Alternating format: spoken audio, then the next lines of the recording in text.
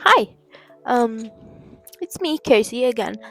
Uh, this video is about the Wings of Fire tribe generator. I've been kind of wanting to do this for a while, because I thought it was cool. I've watched pretty cool people.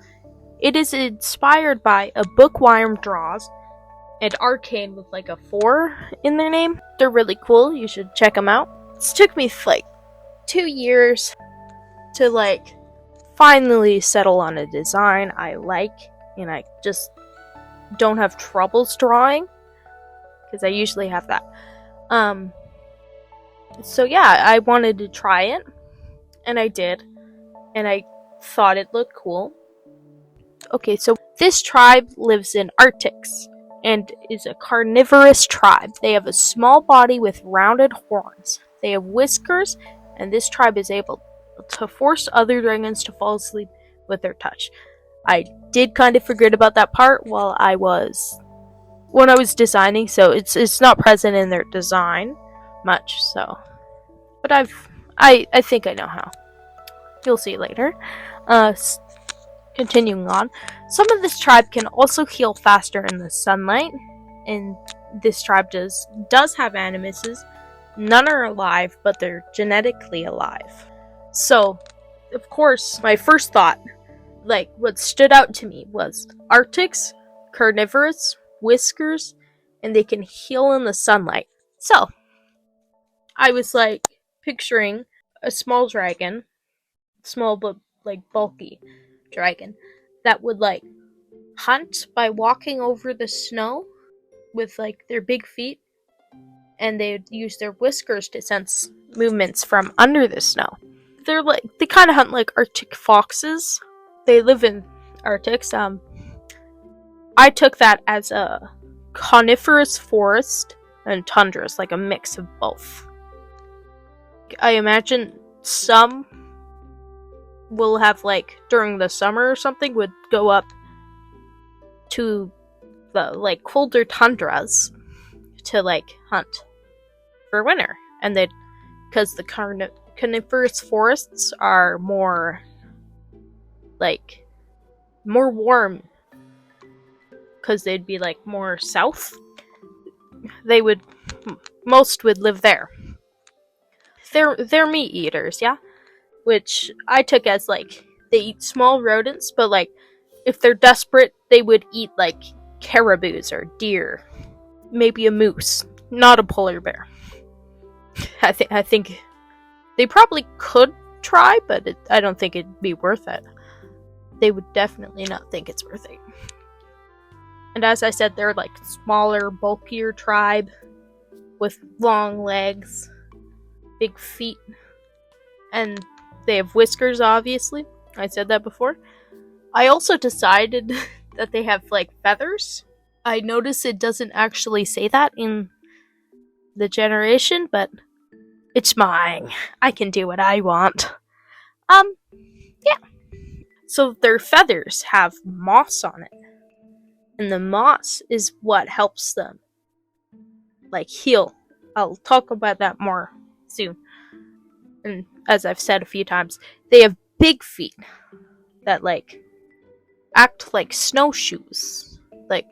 We have snowshoes, act like snowshoes so they can walk on top of the snow.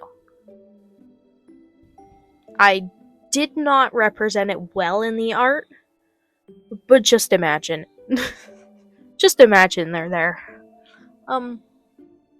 I do imagine, because they have feathers and stuff, and they go from warm to cold weathers, that they're they are a lot of the Arctic animals, where they change from white to brown the different seasons. I did do 2 different versions. When doing it, I had a brilliant idea, what I think is a brilliant idea, to... Oh, I forgot. Oh yeah, so albino or leucistic dragons, they'd be called forever snows, because they're just kind of stuck in their snow pelt skin. they're stuck in their snow form. So they're like forever snows. They're like just forever built for the snow. I just thought that would be fun. The moss has a symbiotic relationship with the dragon, where they both provide each other like nutrients. Like the moss provides things that heal the dragon and energize them when they rest, and the moss has a safe place and gets oxygen easy and a lot of sun because they just lay in the sun sometimes. Yeah, so they heal in the sun due to the moss. And I decided they can breathe fire because I think that'd be pretty crucial to like cooking food and stuff. And I just thought it'd be cool to see the white dragon breathe fire. You know? They can also put dragons to sleep with their touch. I interpreted this as the moss on their backs having an effect on other dragons that these dragons are immune to because they've lived with them so long, and it's beneficial to both the moss and the dragon to live with each other. So, the dragons have grown resistant to the moss's spores, but when these dragons get near other dragons or other things, over time they can be put to sleep. Especially if they for example, a dragon tries to bite another dragon's back, right? One of these dragons' backs. They'd go to sleep. Because the moss's spores would have affected them. That's all for their powers and their appearance. I did give them stripes to blend in with the forest aspect of them. For their society, I imagine there's one big city in the coniferous forest. That's the main big city, the capital. There's a bunch of smaller cities around it. The warmer the place, the bigger they are, because it's easier to live. Yeah, so it's easier to live in warmer places, obviously.